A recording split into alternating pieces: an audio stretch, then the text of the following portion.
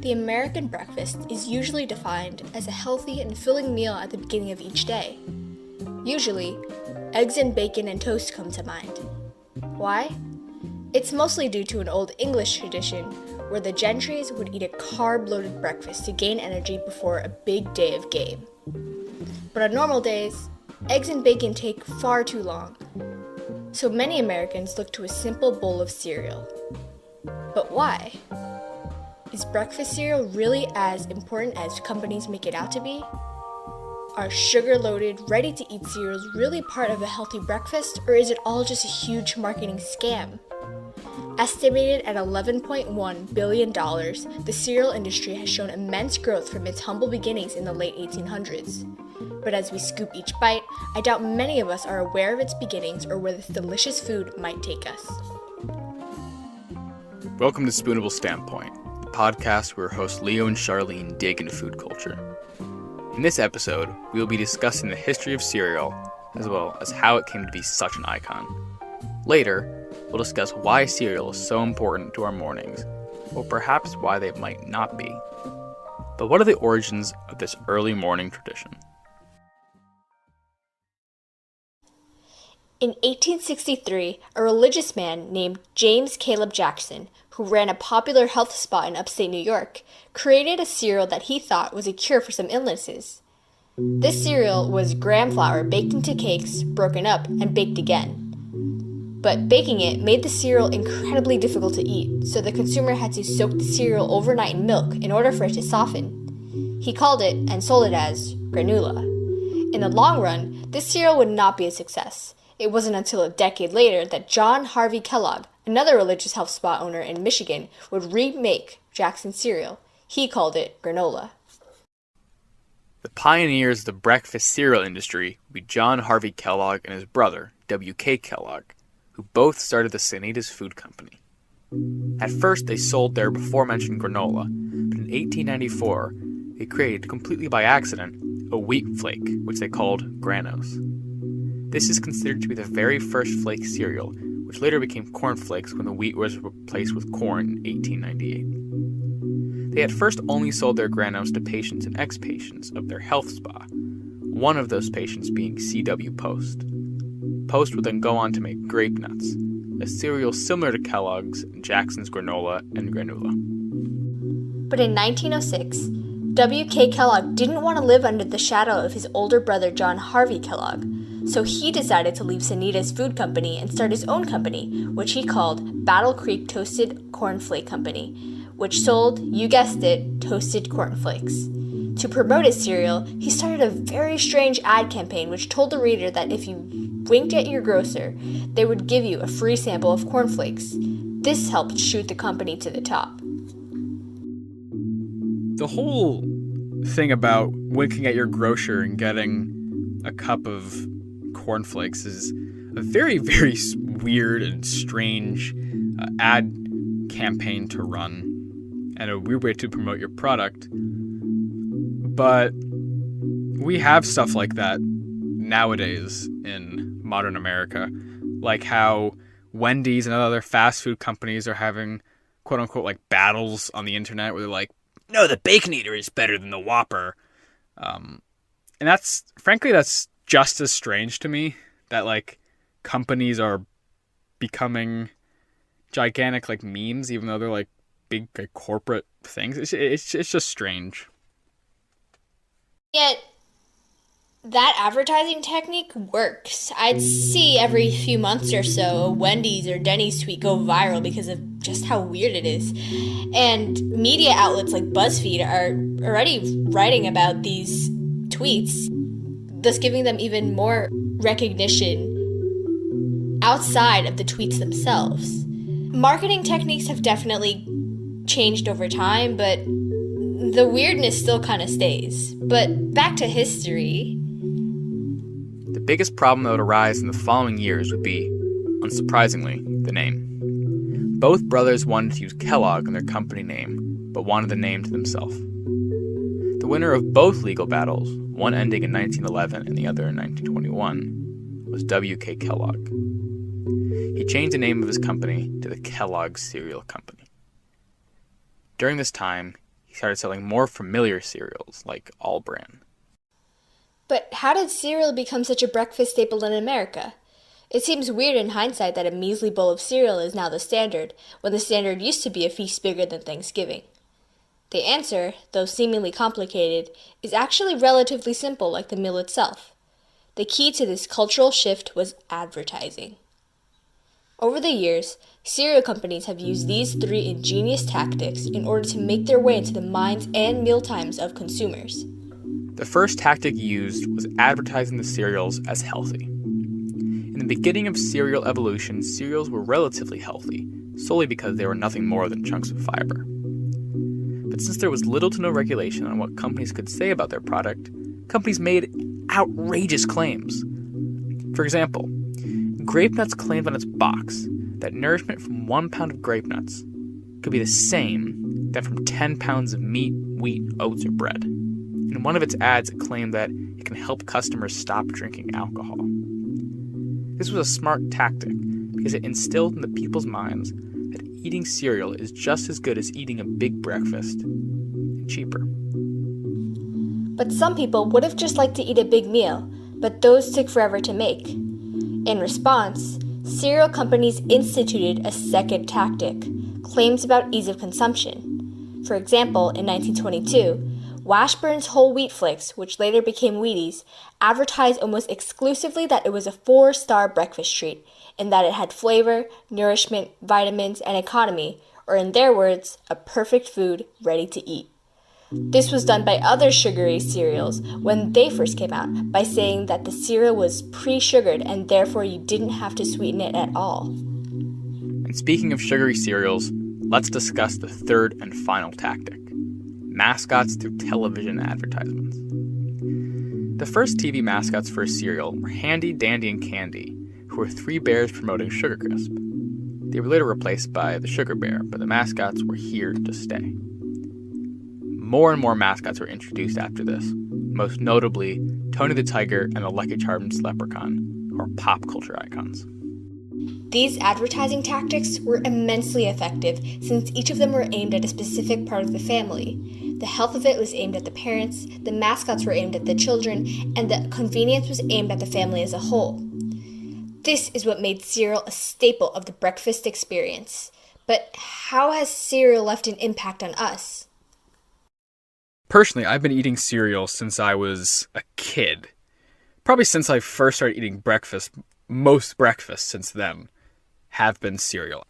We still have cereal in our house constantly. I probably have it once a day, whether or not it's in the morning or as a snack in the afternoon or something. And what I've realized is that I don't usually have like sugary cereals like Lucky Charms or Frosted Flakes or something. Even the things that I do eat are still pretty sweet, like Honey Nut Cheerios. I hate the regular Cheerios. They don't taste very good. They just taste like cardboard. But the honey really brings out its deliciousness. And I eat like Honey Bunches of Oats. That's similar. Like they're still pretty sweet. So even though I don't eat sugary cereals, I definitely gravitate towards sweeter cereals just because regular cereal tastes terrible. While I don't currently eat cereal anymore, I used to eat it quite a lot, and when I did, I'd always go for the really sweet ones. I'm talking about things like Crave and Crunch Berries, stuff like that. It's basically a dessert. I wouldn't even consider it breakfast, really. But what's shocking to me is that those unhealthy cereals are the ones that are marketed toward children, and cereal companies spend hundreds of millions of dollars each year, and about $300 million on advertising towards kids alone. And according to a study, cereal for children has around 85% more sugar, 65% less fiber, and 60% more sodium compared to adult cereals. And I find it really sad that although cereal itself isn't even the healthiest thing you could eat, they're still being loaded with more chocolate and sugar and less healthy things than ever before. Yeah, and going back to what you said before about it being advertised, like the super sugary ones being advertised at children, it seems so weird to me that we can do that. Like, in the United Kingdom, they have laws against that. On the BBC, you cannot air things or products that have a certain amount of sugar in it because advertising to children is the best way to advertise super sugary things, and it's not great for them at all. Most cereal has 85% more sugar than adult cereals. And it's also weird to me that those like super sugary cereals are in kind of the same category in the grocery store as cereals that are just like blocks of fiber, like Special K or something. There's such like a discrepancy in the range of cereals. Like they go from either like super healthy to like super unhealthy. And I kind of wonder why it's like that. What do you think? I think there's such a big discrepancy because cereal companies realized that they had to sell to a specific group of people. Like you have cereals aimed towards children, which are obviously more sugar packed, and cereals aimed more towards adults that are usually more healthy. And cereal companies are being actually pretty aggressive with advertising toward children, as I mentioned before. But I kind of wanted to go into the specifics of what exactly they're doing. For example, when I was growing up, seeing all these cereals, a lot of them obviously would have commercials and slogans, like the Reese's cereal one and the Trix one. Like whenever you heard that, that would automatically ring a bell. And of course, these advertisements were geared toward children, and they would immediately think of that. And another interesting thing is product placement in stores. I did a little bit of research into supermarket placement and what they do to try to get you to spend more or buy something specific, and noticed that a lot of the times, the more sugary cereals, especially the ones advertised toward children, are placed lower on the shelves, basically in the line of sight for children. And so, of course, you're going to have, their kids begging their parents to buy them the new delicious-looking chocolate-filled cereal, which brings even more money and recognition. It's really interesting you bring up that they put the cereals pretty low. I know they did that with like candy bars and stuff. I didn't realize they did that with cereal. That kind of makes sense. As a kid, I would always like be in the cereal aisle with my mom. She'd be like, okay, we're going to get healthy cereal. And I'm like, I want Crave. It has chocolate and I love chocolate. But for me, it wasn't only like those super sugary cereals. But for me, the thing that always got me, the thing that always, like, even still now when I'm shopping, sometimes I still turn my mom and I'm like, Mom, can we get this cereal? Because a cereal has like some sort of prize inside. And I think that's what really made the cereal market so perfect for kids and selling to kids. I remember one time I was with my grandparents and they got some cereal. I think it was like Lucky Charms or something. I'm not sure. And I'm pouring myself a bowl. And then all of a sudden I see a little like large white pill-shaped thing fall out. And it was wrapped in plastic, and I was like, what is this? I checked in the box. On the box, it said it had some sort of like Star Wars pen, and I got like a Stormtrooper one, and I was so excited. I was like, and I can collect them all? And they did a similar thing in the 50s. Quaker Oats, on some of the boxes, if you were lucky enough, you would get a deed of land for 1 square inch of land in the Yukon area of Canada. That is ingenious. I would have loved to own a square inch of land in anywhere. I'd been like, yeah, that's right. I'm a landowner. What are you? Of course, that was the 50s. I wasn't alive in the 50s. But Minecraft and Kellogg's came together, and they created Creeper Crunch, where they had a code where you can get a certain skin in Minecraft. And I remember, they stopped selling it because it was limited edition. But I remember seeing that in stores and being like I don't play Minecraft that much, but I really want that free thing.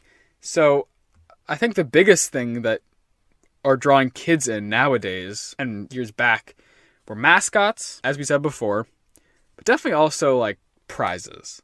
Anyone kills for that kind of prize. I definitely gotta agree. I remember seeing this cereal commercial that advertised not only the cereal, but the fact that for a limited time it had a prize inside, and I was like, I want it. Imagine finishing off your cereal and seeing a little prize come out. I mean, honestly, now that I look back, the prize was probably nothing important, but toward kids, they'd probably really enjoy it, and I would have, and I know you would have as well. Getting something free and a delicious sugar-packed cereal, I mean, come on, it's an amazing deal. Another marketing tactic that cereal companies use that I would also like to mention is marketing as healthy. Now, of course, kids are going to be all gravitating toward the new, delicious sounding cereal, which may raise some concern for parents because they can be really unhealthy. But many boxes of cereal, especially ones that I've seen, have big letters and signs saying low fat, whole grain. They're marketing it to be more healthy towards the parents, but not to the kids. I mean, as a kid, I probably didn't care about that. Healthier cereals are the ones marketed toward parents, and the unhealthy ones are marketed toward kids in the more like blatant advertisements. So kids are obviously going to be more inclined to choose the unhealthier option. Yeah, and frankly, I'm kind of scared for how like new cereals will be. Like when we were kids, it was like Put chocolate inside of little cereal bits. That's awesome. But now they have stuff like Sour Patch Kids flavored cereal. That's something that it's probably going to go away at some point because people will be like, oh, this is probably disgusting. I'm not going to get this for my kid. And kids will try it and be like, oh, that's not a great taste. I don't like Sour Patch and milk. But I feel like the way that more unhealthy cereals are coming along, now they have, like Twinkie cereal and like the Donuts one. The future of cereal will be just a ton of super unhealthy food, probably based off some sort of candy. I wouldn't be surprised if like Snickers came out with the cereal, especially now they have like Reese's Puffs, whatever they're called. And I think that raises some concern, at least in my mind, as to whether or not in the future, if cereal will be that sort of go-to breakfast thing that gives you the nutrients for the day. And that makes me question if we really, at that point, we really need breakfast if it's just candy. You do bring up a good point about how cereals are becoming more blatantly unhealthy. Like, for example, like you said, the Twinkie cereal, and I know that Little Debbie now has a cosmic brownie cereal. But I think cereal has already established itself as, not something you'd go to if you wanted a super filling and healthy breakfast. It's there for the convenience. And so despite ongoing health trends of being more healthy, I never really noticed a change. Of course, you have healthier breakfasts on the rise, like overnight oats and, people eating more fruit and things like that. But cereal has just been cereal. And I've heard many times that breakfast is the most important meal of the day. I remember this campaign in my kindergarten, I think it was, where they were pushing kids to eat breakfast. They were like, if you don't eat breakfast, you're toast. And that kind of really got ingrained in my mind. Now that I think about it, and after doing a little bit of research, breakfast really isn't that important. It is good for you. It does have some benefits, but it really isn't the end of the world if you skip it. Historically, breakfast has been skipped unless you had a big day ahead of you. But obviously, if you're not hungry and you don't want to eat, then if you skip breakfast, it's not a big deal at all. And the importance of breakfast is definitely also something that cereal companies try to market toward consumers. And another thing that they tried to do was say over and over that cereal is part of a balanced breakfast. The key word there is part of. Cereal itself doesn't fulfill all your nutritional needs. I know that nowadays some are fortified, but at the end of the day, they're still high in sugar, not too high in fiber, and just cooked, refined wheat, sweetened or colored or whatever. Eating cereal alone isn't enough to replace a more healthy breakfast like eggs and fruits and things like that. Yeah, and as you said, cereal is a part of a balanced breakfast. It's not the only part. Another big part is fruit and vegetables. And cereal, unless you're eating as freeze-dried bananas or strawberries or anything, you're probably not getting that. So especially if you're eating super sugary cereals like Frosted Flakes or Lucky Charms every morning, skipping breakfast probably would have the same health impact as having it. But there are benefits to eating breakfast. It does help you keep at the weight you are now or help you lose weight. But again, cereal isn't the thing that makes you do that. You have to have cereal and then probably some fruit on that. Maybe not even cereal, maybe just fruit or oatmeal or something. Right now, most people don't eat the incredibly sugary cereals on a daily basis. Those are hard to eat on a daily basis. Stuff like Honey Bunches of Oats and Special K are still relatively popular. But I think moving forward in the future of cereal, a very big concern will be whether or not new cereals will be able to give you the nutrients you need throughout the day. While you did say that eating breakfast does have benefits, like keeping you at your same weight, I think a big part of it is because it prevents you from snacking on other things throughout the day. But cereal itself has almost become as unhealthy as a snack. 816 million pounds of sugar is used on cereals annually, and on average, for major cereal companies, cereal has over 30% of your daily intake of sugar per serving. It definitely raises a concern. And I think that although breakfast is a healthy thing to have, it's not when it's cereal. And the future of cereal definitely is if it can keep up with the demand for healthier and more fulfilling meals. Cereal growth has dropped each year before 2020, which is the year that people were stocking up on prepared food that can last for a while.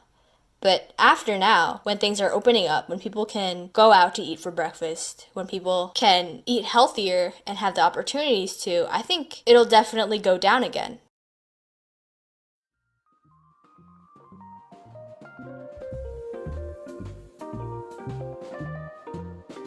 Since the beginning of the evolution of cereal, Americans could not stop eating it. But although the cereal sold in stores now look nothing like they did then, cereal is still a staple of the American breakfast table thanks to its numerous marketing techniques. Even though it isn't as popular as before, it is a food that we think will endure for years to come thanks to its already popular reputation.